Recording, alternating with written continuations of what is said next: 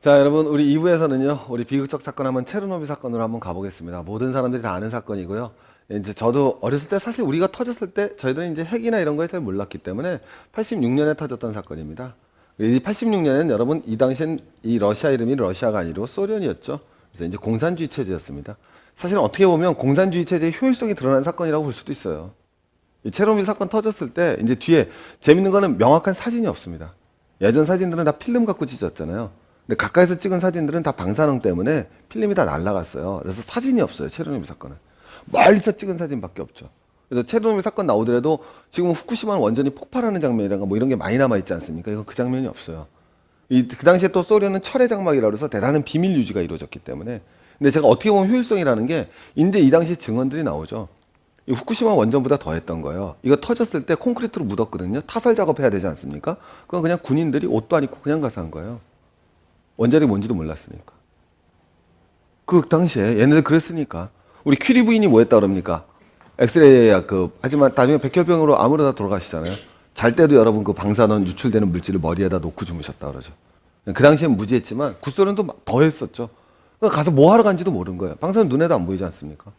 그래갖고 여러분 가서 타설하고 묻었던 거예요. 그러니까 어떻게 보면 그게 전체적으로 대단히 뭐 할 수 있어요. 효율적일 수 있는 거죠. 지금 민주주의 국가에서는 그거 못 하잖아요. 당연히 못 하는 거 아닙니까? 그나마 가서 그냥 어떻게 보면 가서 그냥 바로 콘크리트로 묻어버린 거니까. 밑에 뭐가 있든. 예. 일본은 사실 또 콘크리트로 묻는 것도 쉽지도 않죠. 지진 나면 또 균열 생기면 또 그건 어떻게 하는지. 참 정말. 자, 어쨌든 이게 나왔는데 이것도 재밌는 게 터진 것도 몰랐어요. 터진 것도 몰랐었습니다. 지금처럼 인공위성이 이렇게 많은 것도 아니잖아요. 이 당시에도 없는 것도 아니지만 터진 것도 몰랐는데 어떻게 알았냐면 요 스웨덴에서 안 겁니다. 그 스웨덴도 이제 이 당시 핵발전소 하고 있었거든요. 근데 어느 날 딱 핵발전소에서 이제 매번 측정하지 않습니까? 방사능이 얼마나 나오는지. 근데 깜짝 놀란 거예요. 너무 수치가 높아서. 처음엔 자기 원자력 발전소가 문제가 생긴 줄 알았습니다. 근데 어떻게 알았냐? 딴 데 재도 나오는 거예요. 야, 우리 발전소 아니네? 근데 딱 느낌이 와요. 소련 쪽에 가까울수록 더 높았던 거죠. 그래서 전화한 거예요. 야, 니네 솔직히 말해 무슨 일 있었어? 그때 우리 사고 쳤다 한 거예요, 여러분. 그게 나흘 뒤에 밝혀지는 겁니다. 아주 유명한 사건이에요. 지금도 정확한 원인 규명을 몰라요. 맞아요. 그건 뭐 나중에 유언비어라고 뭐 얘기했으니까 정확한 원인 규명을 못했던 겁니다. 근데 지금 이제 바라보시면 요게 이제 반경이 나오는 건데 이제 편서풍은 전 지구적으로 부는 거거든요. 편서풍이 왜 부는 겁니까? 지구가 뭐 하기 때문에? 자전하기 때문에 부는 거죠. 오케이, 공전 말고 왜 그러세요? 자전 때문에 부는 겁니다. 근데 놀랍게도 편서풍 그러니까 제가 이제 저는 초창기에 이제 그거는 조금 뭐 안 그럴 수도 있지만 세상 일이라는 게 이것도 보시면 딱 여기 이제 체르노빌 딱 있으면 어때요? 당연히 서쪽이 더 여러분 어떻습니까? 오염 지역이 훨씬 넓죠. 그렇다고 해서 여러분 동쪽이라고 오염 지역이 없는 건 아니죠. 정확히 대칭되는 게 아니잖아요. 어떻게 보면 여러 데는 오염이 낮은데 또 여기는 만만치 않게 오염이 높죠. 예. 그러니까 여러분 딱 보시더라도 이제 정부라든가 우리가 초기에 기상청에서 너무 낙관적으로 발표를 했던 건 아닌가. 그러니까 정부를 신뢰하지 말자는 얘기가 아니라 그러니까 오히려 그런 것들이 진짜 자꾸 야, 안전해 걱정 마 하다가 나중에 좀 안 안전한 것 같은데 사실은 그때는 또 진짜 안전하더라도 사람들이 불신하게 되는 거 아니겠습니까? 그게 문제죠. 그러니까 방사능이 왔더라도 사실 얼마 안 되면 정부가 올 가능성도 있고 오면 또 얼마 정도일 수 있는데 이건 뭐 정부자나 정확한 관계자에서 뭐 근데 이 정도 피폭량은 괜찮다라고 하면 처음에 이렇게 말하면 금방 믿고 동의할 수 있는데 괜찮다 그러고서 괜찮다 그러면서 정수장 뚜껑은 덮고 그럼 더 불안하잖아요. 그죠? 예, 그렇게 됐던 건데 요거 보시면 알겠지만 편서풍만 믿는 거는 쉽지는 않죠. 근데 이제 요거 보더라도 유럽하고 또 우리 쪽하고 이제 기운이 더 다르니까 이제 다르겠지만은 거기는 또 바다가 바로 있으니까 문제는 없겠지만 그러니까 보시면 여기가 훨씬 더 넓지만은 근데 이제 우리도 이렇게 생각할 수 있는 거죠. 이것만 보더라도 왜냐하면 일본에서 뭐라 그랬냐면 최소한 체르노빌에 나온 양의 뭐 반은 된다 그러지 않았습니까? 그러면 반지름은 반지름 정도는 잡아야겠죠. 그랬다면 이 정도 영향권 안에 최소한도 하더라도 이제 나왔었을 겁니다. 제가 말씀드린 게 이제 체르노빌이 바로 1986년에 터지게 됩니다. 너무나 끔찍한 상황이죠. 상할 수도 없고 뭐 이건 자료도 필요 없이 서유럽에서는 암 발생률이 엄청 높아지고 당시 독일에서는 모든 사람들이 통조림이 불티나게 팔렸죠. 왜? 다시 잎채소를 못 먹으니까. 이 원자력 사고가 터졌을 때 제일 먼저 못 먹는 게 두 가지가 있습니다. 하나는 우유예요. 유제품이고 두 번째가 잎채소입니다. 그 두 개가 이제 방사능 축적 문제 때문에 제일 못 먹는 건데 어쨌든 그렇다고 여러분 오해하지 마시고 저도 지금 집에 석수 같은 거 안 싸놨어요. 오해하지 마시고 뭐 사재기 한 거 하나도 없습니다. 사재기 한 거 하나도 없고 저도 지금 가슴 아파요. 제가 술 중에서 삭개를 제일 좋아하거든요. 근데 당연히 이제 삭개 못 먹을 생각하니까 막 가슴이 철렁합니다. 죽어버리고 싶어요. 도미에다 삭개 우우우. 자, 근데 어쨌든 여러분 뒤로 이제 한번 더 넘어가 보겠습니다. 근데 여러분 이제 딱 나와서 이제 뭐가 문제가 되느냐. 이제 어쨌든 이제 우리가 무슨 생각이 바뀌었느냐면 정말 그렇다면 원자력이 값싼 원료인가. 이거에서 사실 이제 오늘 말씀을 드리려고 그러는 거죠. 왜? 기존의 원자력을 갖다 비용을 계산을 할 때는 자, 이런 식으로 가는 겁니다. 원자력은요, 기본적으로는 원자력 발전의 원가 구조를 갖다가 100원이라고 봤을 때는 자본 처음 건설하는데 60원 들어간다라는 거죠. 예, 건설하는데 60원 들어가고 그 다음에 연료 써야겠죠. 20% 들어가고 그 다음에 운영비가 있습니다. 이 운영비는 원자력 발전을 돌리는 비용이라든가 아니면 폐기물이 나오면 폐기물을 처리하는 비용이 나오러 무슨 비? 운영비가 돼야 되겠죠. 그래서 여러분 요 구조가 있기 때문에 이것도 여러분 이런 산업에 기본적으로 여러분 이런 산업이라고 말씀드릴 수 있어요. 무슨 산업이다? 장치 산업이거든요. 반도체 산업이죠. 자동차 산업이고. 그러면 장치 산업, 쉽게 하면 커다란 컨베이어 벨트 설치하고서 돌리면 되는 사업인데 장치 산업은 여러분 뭐예요? 기본적으로 규모가 커지면 커질수록 돈을 버는 거죠. 무슨 경제? 규모의 경제가 발생하는 산업이 바로 전형적인 장치 산업입니다. 그러면 여러분 이 산업은 여러분 뭐가 돼요? 만들고 나서 후쿠시마 원전도 왜 터졌어요? 가장 큰 원인. 그 원래 계획대로라면 전혀 문제가 없죠. 왜 30년 지났으니까 끝냈어야 되잖아요. 근데 30년 지나서 연장, 10년 연장 걸었다가 그때 박살난 거잖아요. 그럼 그거 왜 걸었겠습니까? 이 산업이니까 건 거죠. 왜냐하면 30년 쓰나 40년 쓰나 이 비용은 여러분 어때요? 고정비죠. 변하지 않지 않습니까? 30년 쓴 다음에도 요거하고 요것만 돌리면 뭐 어떻게 되겠어요? 그냥 계속 전기 나오니까 단가는 더 싸지죠. 거기다 여러분 그게 무슨 화가 돼버렸습니까? 도쿄전력, 민영화 되지 않습니까? 민영화는 여러분 뭐예요? 우리 교과서 맨날 써있잖아요. 기업의 최고 목표는 뭐다? 이윤 추구다. 이렇게 딱 나오지 않습니까? 도쿄전력 당연히 이윤 추구하죠. 1년만 더 영영 연장 시켜도 벌어들일 수 있는 수익이 얼마나 커집니까? 뭐가 안 들어가니까? 고정비가 안 들어가니까. 그게 바로 도쿄전력의 비극의 출발점이죠. 뭐. 그러니까 우리가 그걸 갖다 꼭 뭐예요? 천재가 아니라 인재적 성격을 가진다 그러는 거 아니겠습니까? 30년 했으면 원래는 끝냈어야죠. 근데 연장을 들어갈 수밖에 없는 강한 유혹이 존재하는 거예요. 바로 이 자본비 비중 때문에 그렇습니다. 그럼 이제 그렇게 될 경우는 원자력 발전의 전원가 구조는 더 싸지는 거죠. 연도만 더 잡아버리면 그러니까 원자력 발전의 단가 구조라는 거는 이게 몇 년이냐 잡느냐에 따라서 탁탁탁 떨어지는 거예요. 뭐 50년이다 그러면 더 떨어져 버리는 거죠. 단가 구조가. 금방 이해되실 겁니다. 그래서 이제 이런 구조였었는데 사실 이제 문제가 되는 거는 자 이제 한번 가보겠습니다. 최근 이제 문제가 나왔던 건 뭐냐면은 이제 우리가 방사능 원자력 쓰고 나면 이제 뭐가 나오냐면은 저준위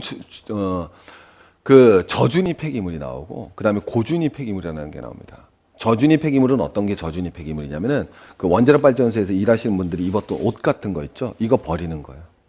그건 주로 지금 현재 뭐 매장이나 이런 방법을 채택을 하고 있습니다. 그건 진짜 낫겠죠. 고준위는 여러분 쉽게 말하면 뭐가 되냐면요. 핵연료봉이에요. 쓰고 나면 연료봉이 남지 않겠습니까? 그걸 어떻게 폐기시키냐는 거예요. 근데 이제 그 안에는 온갖 물질들이 있는데 자 우리가 나오는 요오드도 있고 세슘도 있고 코발트가 있고 스턴트럼도 있는데 제일 중요한 게 이제 플루토늄 239라는 게 있습니다. 근데 이게 반감기가 24,000년이에요. 24,000년만 보관하면 되는 게 아니죠. 왜? 24,000년 보관하면 반이 되는 거니까. 또 24,000년 보관하면 또 반의 반이 되는 거니까. 그러니까 실제로 여러분 이런 표시죠. 금방 이해하시겠습니까? 오뚜기가 자빠진 게 아니라 무한대라고 봐야 되는 거죠. 그래서 실제로 방사능 물질의 반대가 무한대입니다. 그래서 여러분 옛날 러시아에서는 이거 미국도 그랬었는데 아주 유명한 이거죠. 강에다가 그 당시에 무지했었으니까 사람들이 강에다 여러분 도라무통 담아갖고 던졌어요. 그리고 그거 총으로 쏩니다. 옆총으로 누가 잘 맞추나 팡 하면 그냥 가라앉고 그러다가 보니까 여러분 강이 어떻게 됐습니까? 다 개박살 나니까 그 다음에 호수에다 버렸었습니다. 실제로. 그러다 야 이렇게 해서 또 호수에다 버렸는데 호수가 말라버려요. 그럼 이제 그 주변에 또 개박살 난 거죠. 야 이거 보통 물질 아니구나. 엿되겠구나. 그래서 여러분 뭐가 되겠습니까? 최근에는 그 붕소를 갖다 탄물에 담가서 보관합니다. 보관 기한은 모르는 거죠. 그러니까 제가 말씀드린 건 이건 비용을 계산할 수 없다라는 거예요. 실질적으로는. 오케이? 여러분 똑같지 않습니까? 핵발전소 세웠던 건물과 그 땅이 있지 않습니까? 그건 여러분 거기다 아무것도 못하겠죠. 영원히. 당연한 거 아니겠습니까? 핵발전소 지었던 그 땅에다가는 아무것도 못하는 거죠. 우리 후손들을 쓸 수가 없는 거예요. 그래서 제가 처음에 제목을 다르려고 그랬던 게 후손들의 비용을 우리가 약탈할 수 있는 거죠. 우리 후손들이 사용할 수 있는 가능성을 우리가 없애버리는 거죠. 그 발생할 수 있지 모르는 비용들. 그럼 거꾸로 우리가 핵발전소를 지었을 때 냉철하게 한번 생각해 보자는 거죠. 저는 핵발전소 하지 말자는 입장이 아닙니다. 예, 아니, 그러니까 당장 뭐 없애자라는 뜻이 아니라 우리가 다시 한번 생각을 해보자라는 거예요. 다시 한번 생각해 보자는 게 왜? 최소한 지대 개념이 있지 않습니까? 핵발전소를 지었을 때 그 땅이 있지 않겠습니까? 이 땅을 갖다가 여러분 뭐예요? 10,000년을 임대해 준다고 쳐봅시다. 그 비용을 얼마나 많이 받을 수 있겠어요? 근데 그 비용은 여러분 계산을 할 수가 없죠. 그러니까 그 비용은 나중에 뭐예요? 계산되지 않는 거잖아요. 우리가 핵발전소를 100개를 지었습니다. 그럼 그 면적이 얼마나 넓겠습니까? 그 땅을 100년 동안 아니면 10,000년 동안 누구한테 임대해 준다고 생각해 보세요. 거기서 발생할 수 있는 지대 수입이 얼마나 크겠습니까? 그건 계산을 못 하는 거죠. 거기다 우리가 뭐 못 하잖아요. 그래서 제가 말씀드린 거예요. 그래서 이런 비용들을 갖다가 여러분 제가 계산한 게 아니라 이런 비용들을 넣었을 때 우리 세계에서 우리 제일 유명한 거 우리 카이스트하면 우리 서남표 총장 효율성의 아버지, 과학적 합리성의 최고 권위자, 효율적 자유민주주의 신자유주의 아버지가 나오신 MIT 대학에서 이제 평가를 한 겁니다. 여러분, 제가 또 약간 흥분했는데. 근데 거기서 이제 평가한 기준에 따지면은 MIT가 뭐 하다 오히려 더 비싸다라는 거죠. 네, 더 비싸다. MIT, 제가 말한 게 아니라 이제 MIT에서 이렇게 발표를 한 겁니다. 시카고 대학에서도 오히려 원자력이 더 비싸지 않겠느냐. 캐나다에서도 오히려 더 원자력이 비싸지 않겠느냐. 이런 얘기가 나왔던 거죠. 그래서 이제 비가 나오는 겁니다. 그러니까 이런 측정한 것도 있다. 그러지 않은 기관도 있지만 그런 것들이 나왔을 때는 최근 주요 연구기관에서 이런 발표들이 나오고 있는 상황이죠. 그러니까 우리가 이제 심각하게 고려를 해봐야 된다는 거예요. 자, 그 다음에 이제 여러분 또 나가서 이제 비용층 측면에서는 뭐가 문제가 되느냐. 이제 우리나라로 경우를 가볼까요? 근데 사실 여기서 이제 또 뭐가 문제가 되느냐면요. 발전소를 지었으니까 그걸 언젠간 뭘 해야 되겠습니까? 해체를 해야 되겠죠. 그 해체 비용입니다. 해체 비용이 얼마 되느냐? 1기당 해체 비용이 약 6천억 정도 들어갑니다. 자, 우리가 원자력 발전소가 지금 21기니까요. 20기만 잡아더라도 얼마가 되겠습니까? 6조, 12조. 해체 비용이 앞으로 12조가 들어가야 됩니다. 오케이, 21기인데. 근데 이제 앞으로 이제 21개가 18개월마다 하나씩 이제 평균적으로 해체 시기가 들어옵니다. 그래서 매년 4천억 정도 여러분, 그게 들어가야 되죠. 근데 이제 또 우리 일본 사태에서 봤지만 사고 시 보상 비용이 문제입니다. 핵발전소는 보험이 안 됩니다. 여러분 세계 최대 보험사도 보험을 해줄 수 없겠죠. 설령 세계 최대 보험사가 해줬어도 보험료 못 받을걸요, 제 생각에. 여러분 AIG가 체르노빌 갖다가 우리 보상보험을 갖다가 해줬었다고 생각해 봅니다. 예? AIG가 지금 버텼겠어요, 망했겠어요? 예. 똑같죠? 그죠? 도쿄전력의 핵발전소를 갖다가 우리 어디 해볼까요? 세계에서 시티은행에서 보증서 줬다고 생각해 봅니다. 보험 해줬다고 생각해 보세요. 지금 시티은행이 갚아낼 수 있을까요? 못 토해내겠죠. 네. 메가 시티은행이면 가능할까? 메가 슈퍼 플러스 파워 오리지널 캡숑 시티은행이면 가능할까? AIG 플러스 뭐 다 하면 가능할까? 보험이 불가능하죠. 그래서 사실 이게 제일 큰 문제예요. 특히 일본 같은 경우는 더 심했던 거죠. 우리는 그래도 기본적으로 한국전력이 공기업화돼 있지 않습니까? 그러니까 이윤추가 제한될 수 있는 건데 이제 가장 큰 문제가 이제 우리도 이런 면에서 이제 문제가 될 수 있는 게 핵에부터 문제가 발생했습니다. 그러면 피해가 500억 나왔을 때는 그때까지는 한수원 한국수자원 원자력 발전소입니다. 쉽게 얘기하면 그런 공사인데 거기서 500억까지 손해가 나왔을 때는 여기서 보상을 해줍니다. 근데 더 크면 얘네가 할 수가 없잖아요. 그래서 지금 귀하게 정부하고 한수원에서는 얼마? 손해 비용이 5,300억 나올 때까지는 한수원하고 정부가 반반씩 부담하는 겁니다. 쉽게 표현하면. 근데 이게 넘었을 경우에는 다 정부가 부담하는 거죠. 그럼 이제 뭐가 되느냐? 이게 한수원만 해도 다행인 거예요. 이게 여러분 일본은 바로 뭐였겠습니까? 도쿄전력 아니었습니까? 도쿄전력 입장에서는 이건 생각할 필요가 없는 거죠. 냉철한 기업 논리에 따르면. 그죠? 우리가 경제 논리, 합리적 비용만 생각하면 이건 어차피 내가 보상할 게 아니니까 생각 안 하면 되죠. 그러니까 일본 도쿄전력 입장에서는 이건 고려할 필요가 없죠. 실제로 그렇게 됐죠. 이번 피해가 여러분 도쿄전력에서 배상하는 거 아니지 않습니까? 물론 일부 하겠지만 진짜 극소수지. 예, 여러분 복구 비용이 여러분 예를 들면 얼마? 지금 최하로 잡아서 20조 엔으로 평가받고 있는데. 일본 핵발전소 이번에 나온 거 일본 나오기 전에 일본 정식적으로 일본 정부에서 올해 경제 성장률을 1.6%로 잡았죠. 지금 0.1% 보고 있거든요. 1.5%가 깨진 겁니다. 일본 GDP가 5천조니까요. 5천조에 1.5%가 깨진 겁니다. 예, 그럼 그것만 하더라도 얼마예요? 75조죠, 기본적으로. 근데 직접 피해만 최소한 잡아도 20조예요. 이건 정말 최소한으로 잡은 거거든요. 예. 근데 여러분 요걸 갖다 여러분 뭐예요? 도쿄전력에서 뭘 부담하겠습니까? 우리나라 치면 250조 원인데 우리나라 1년 예산에 가까운 돈을 어떻게 도쿄전력에 토해냅니까? 그러니까 도쿄전력 입장에서는 사고를 계산에 넣을 필요가 없는 거예요. 늘 필요가 없죠. 어차피 무한대니까. 그죠? 그 비용을 고려했을 때는 당연히 뭐가 되겠어요? 수명을 연장시켜 나가야 되는 거죠. 네. 왜? 고정 비용이 높으니까. 이게 바로 이제 원자력 발전의 기본적인 문제가 되는 거예요. 그래서 왜 인재화될 수 있느냐는 문제가 되는 거죠. 또 마찬가지로 체르노빌 같은 경우도 마찬가지였어요. 여러분 87년에 소련 GDP의 15% 갖다 쏟아부었습니다. 그래서 우리 당시에 고르바초프라고 들어보셨죠? 고르바초프가 기자회견에서 소비에트가 여러분 91년에 망하지 않습니까? 근데 뭐라 그러냐? 당신 왜 소비에트 공화국이 망했다고 생각하느냐? 그랬더니 only 체르노빌. 다른 사람들은 막 여러 가지 설명하잖아요. 뭐 공산 관료의 부패와 뭐 그지 않습니까? 공산주의 사회의 비효율성 뭐 이런 여러 얘기하지 않습니까? 실제로 저는 그게 더 근본적인 요인이었겠죠. 내부적 모순이 근본적인 요인이었겠지만 어쨌든 골르바초프는 뭐라느냐?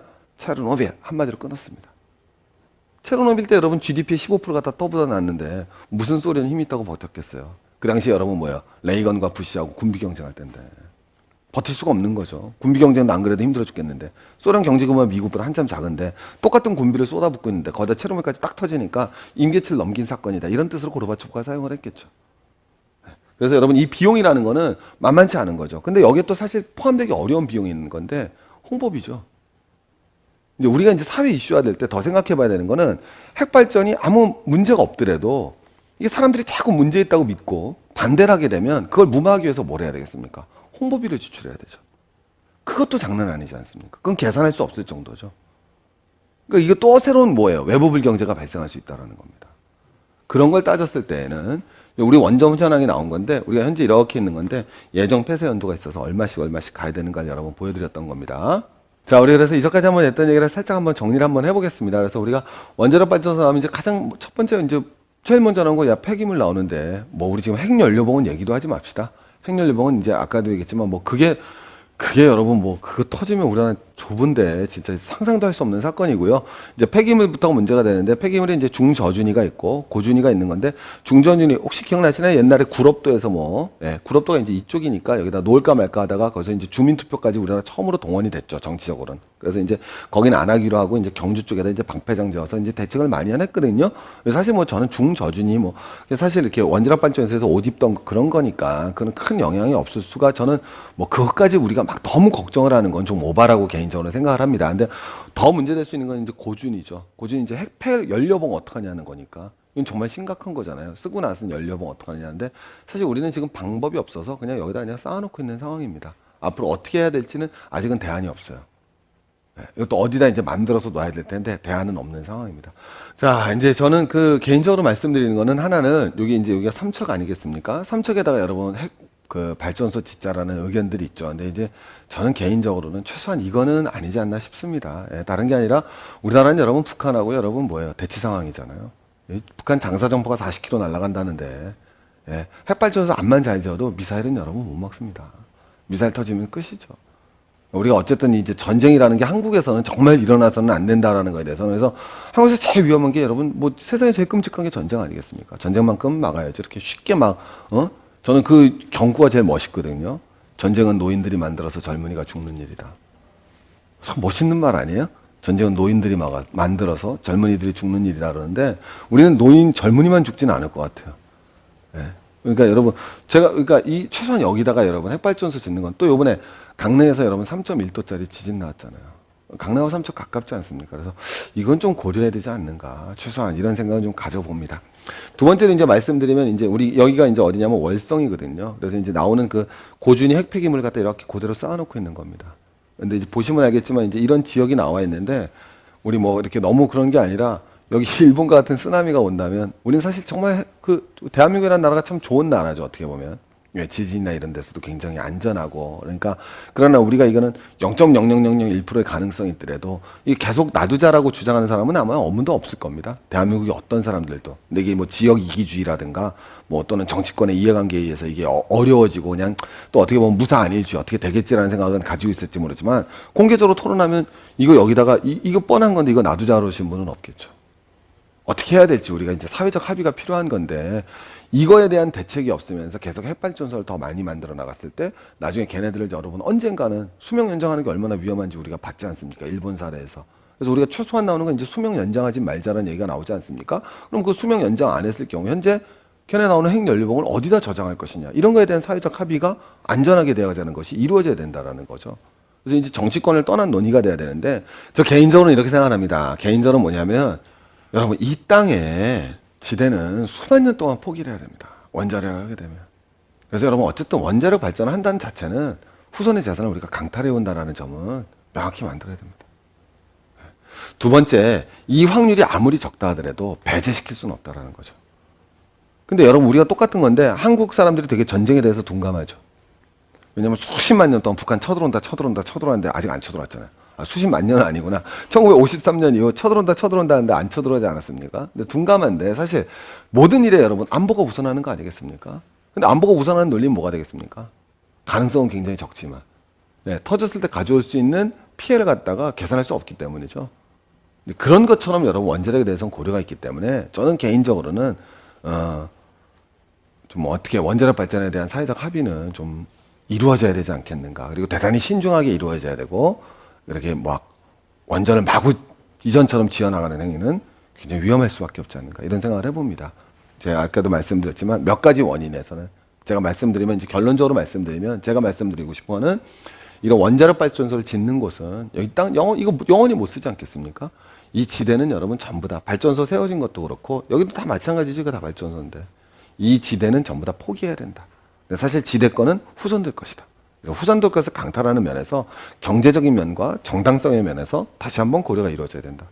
두 번째 원자력 발전소는 그 위기 가능성이 아무리 작더라도 가져올 수 있는 피해가 일본에서 보다시피 무한대라는 점이 있기 때문에 다시 한번 더 신중하게 고려가 돼야 된다.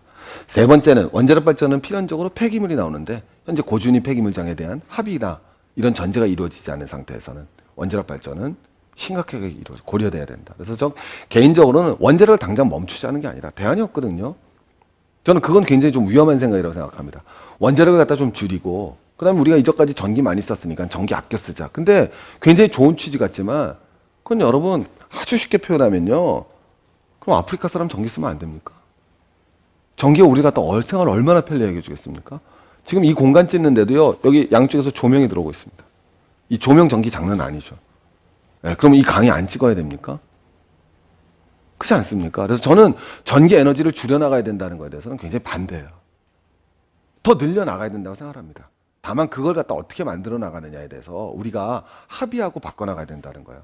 그래서 제가 나름대로 여러분 대안을 갖다 이제 만들어 봤습니다. 제 대안은 몇 가지냐면 자, 먼저 첫 번째는 이제 여기서도 나오는 건데 요건 이제 우리나라에서 이제 표 나온 건데 뭐냐면 우리나라 정부에서 앞으로 원자력에 개발하고 홍보하는데 이만큼 쓰겠다는 겁니다. 그 다음에 신재생 에너지 쓰는데 이만큼 쓰겠다라는 건데 이거 바뀌어나가야 되지 않겠습니까?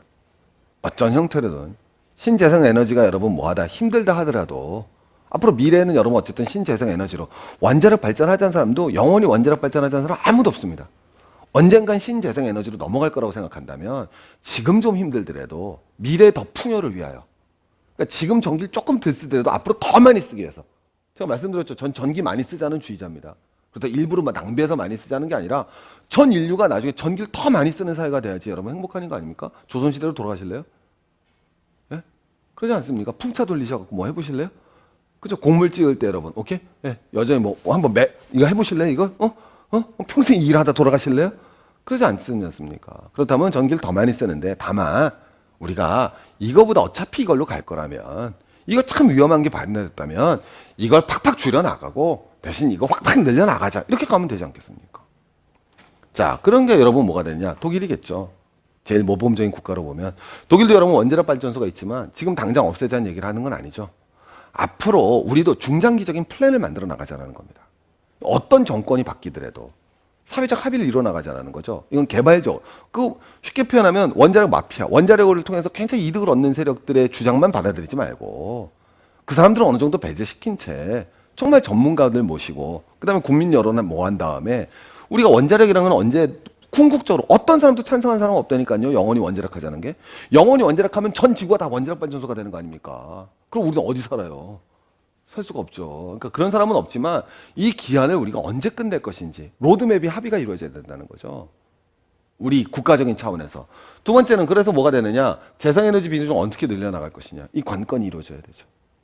그래서 결국은 재생에너지로 가는데 이게 이제 독일 같은 경우 2050년 포인트를 잡고 있습니다. 될지 안 될지 모르겠지만 되면 행복하겠죠. 우리도 이런 로드맵은 가지고 있어야 된다는 거죠. 그러지 않겠습니까? 근데 이 로드맵이 지금은 어떻게 했어요? 있더라도 원자력 비중이 계속 높여나가는 거 있지 않습니까? 예, 그건 바꿔나가야 된다라는 겁니다.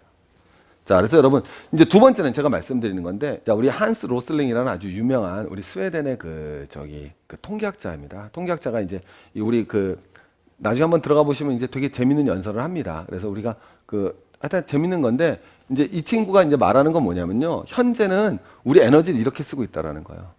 전 지구상에 있는 에너지가 12개래요. 그러니까 총 우리가 쓰는 에너지 양이 12개다. 근데 요거는 뭐냐면 전기가 안 들어오는 데 사는 사람이, 그러니까 전체 지구가 7명으로 나누는 거예요. 네, 7로 나눈 겁니다. 우리 인구가, 지구 인구가 47억 명이라면 요 하나가 7억 명씩이죠.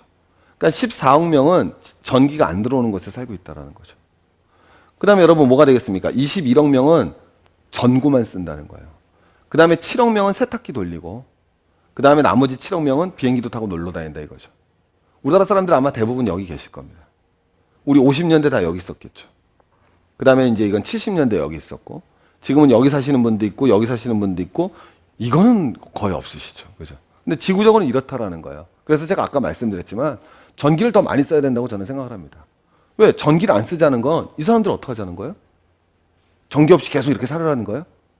네, 이분들한테 너희들 원자력은 위험한 거야. 그 원자력 발전소 짓지 말라고 가서 얘기할 자신 있으십니까? 니네 원자력 발전소 짓지 말고 평생 손빨래 하다 죽어라. 그럴래요? 우물물에다 물 깃고 살고 절구 찍고 방아 찍고 지금 행복하지? 야, 돈 없어도 가난한 게 얼마나 행복한 줄 아니? 행복지수 조사해보면 니네 나라가 더 높잖아. 니네 나라가 더 행복한 나라야. 그러니까 니네는 경제 발전하지 말고 그냥 지금처럼 찔찔하게 살아. 예, 세탁기를 모르면 그렇게 살겠죠. 그러지 않습니까, 여러분? 그 사람들이 그렇게 살 수 있는 거는, 그 사람들이 행복한 건요, 세탁기나 전기를 몰라서 행복한 거죠. 맞지 않습니까? 행복이란 건 몰라서 행복한 거지. 그분들한테 한번 서울 데리고 와서 관광시켜줘 보세요. 그럼 거기 가서 살라고 그러면 사시겠는가? 제가 말씀드린 건 이분들이 올라가야 되는 건데, 무슨 말이냐면 이 불균형을 깨야 된다는 거죠. 우리나라도 마찬가지 아니겠습니까? 네, 이 불균형을 깨야죠. 이건 지금 뭐가 되겠습니까, 여러분? 이렇게 하고, 여긴 여러분 얘네들이 7억 명이 6개 쓰고, 여기는 14억 명이 몇 개 쓰고, 여러분 한 개 쓰지 않습니까? 그러니까 우리도 여러분 전기 사용량은 뭐예요? 똑같겠죠? 이 형평을 이뤄 나가야겠죠. 그러니까 우리가 말씀드린 거는 이 사람들이 올라오는 게 올라와봤자 얼마나 더 쓰겠습니까? 여기를 줄여줘야겠죠. 그래서 이제 한스 롤링의 대안이 나오는 거는 여기 있는 사람들은 없애고 여기 있는 사람들이 늘어나가는데, 요거죠. 요 표기 재밌는 게, 요거는 원래 그대로 놔두면 요 표가 뭐가 되느냐? 제가 보여드릴게요. 원래 그대로 놔두면 요 잘 사는 사람들이 에너지를 지금 몇 개 쓰고 있습니까? 6개 쓰다가 12개 쓰게 될 거라는 거예요. 이해가시겠습니까? 근데 그러면 안 된다라는 거죠. 이 친구 주장은 12개가 아니라 몇 개만 써야 된다. 너희들 8개만 쓰게 하자. 그 중에서도 6개는 재생에너지를 쓰게 하자. 그렇게 하면 되지 않겠습니까, 여러분? 이런 거에 대한 합의들이 이루어져야겠죠. 오케이? 그래서 원자력 외에 재생에너지에 대한 적극적인 투자가 이루어져야 된다고 모두 공감을 하는데, 그게 현실적으로 안 이루어지니까 실천하자는 거죠. 그리고 실천해 나가면서 현재 전기에너지의 양극화된 구도. 아까도 말씀드렸지만 이제 산업에서 여러분 뭐 했습니까? 산업 전기가 더 싸지 않습니까? 이제 그런 구조 바꿔나가야죠. 지금 기업이 부자고 가게가 빈자 아니겠습니까? 그럼 이걸 바꿔나가고, 그 다음에 우리가 한전에서 실시하고 있는 에너지 누진제, 이런 것도 여러분 나쁜 제도 아니지 않습니까? 전기 많이 쓰는 사람들이 낼 수 있는 거, 그런 것도 더 강화시켜 나가고, 산업에서도 그런 누진제 강화시키고, 중소기업들이 쓰는 전기하고 대기업이 쓰는 전기 가격이 똑같지 않고, 오히려 대기업들이 더 많이 쓰는 기업일수록 산업전기는 그런 누진제가 없거든요. 산업전기에서도 그런 누진제를 만들자라는 거예요. 그럼 현재 대기업들은 더 많이 벌지 않습니까? 이윤 수천억, 수조씩 내지 않습니까? 중소기업 너무 힘들잖아요. 전기가격 차별화 주자라는 거죠. 그럼 대기업들은 여러분 거기서 승리하기 위해서 더 효율적 노력을 할 거 아닙니까? 중소기업들은 여러분 뭐가 되겠습니까? 여러분 더 여유가 생기고 고용 창출도 생기고 숨도 돌릴 수 있지 않습니까? 그런 실질적인 정책들을 갖다 우리가 만들어 나갔을 때, 그다음에 이제 여기에 더불어서 마지막으로는 도쿄전력의 예를 봤다시 공기업의 민영화라는 것이 얼마나 위험한지를 다시 한번 느끼자는 거죠. 여러분 우리나라가 전 세계에서 1등하는 기업 하나밖에 없습니다. 삼성전자로 그러지 마시고요, 여러분. 예, 인천공항밖에 없습니다. 맞지 않습니까, 여러분? 오케이? 예. 그거 부정할 수 있으십니까, 여러분? 세계 1등 인천공항이죠. 매년 평가에서 압도적 1위. 인천공항 아니겠습니까? 공기업 아닙니까? 민영기업에서도 할 수 있지만 공기업이 얼마나 훌륭한지 우리가 스스로 갖고 있잖아요. 우리 잘못하면 우리 인천공항도 뭐 민영화 될 뻔하지 않았습니까? 맥킨지사한테 우리가 그런 얘기 많이 나왔었잖아요. 근데 지금까지는 아직 안 그러고 있지만 그 얼마나 위험합니까?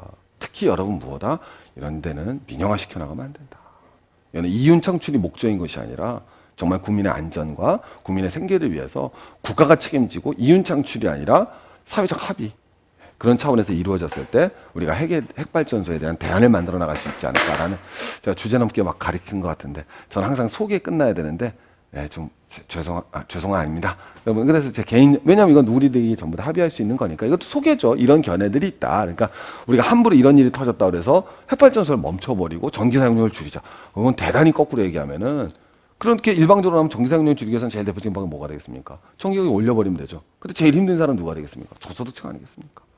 그러니까 올리더라도 어떻게 올릴 것인지 그렇지 않겠습니까? 어떤 가격 정책이 이루어져야 될 것인지 이런 거에 대해서 우리가 좋은 방향으로 합의가 이루어졌으면 하는 제 간절한 소망을 담아서 오늘 첫 번째 시리즈부터 가봤습니다. 여러분 전기 자동차 쉽지 않죠? 그래서 여러분 쉽지 않은 겁니다. 어떻게 해야 될지 누가 해결해야 될지 또 한번 봐보고 전기 자동차와 원자력 발전소 여기까지 한번 가보도록 하겠습니다. 감사합니다.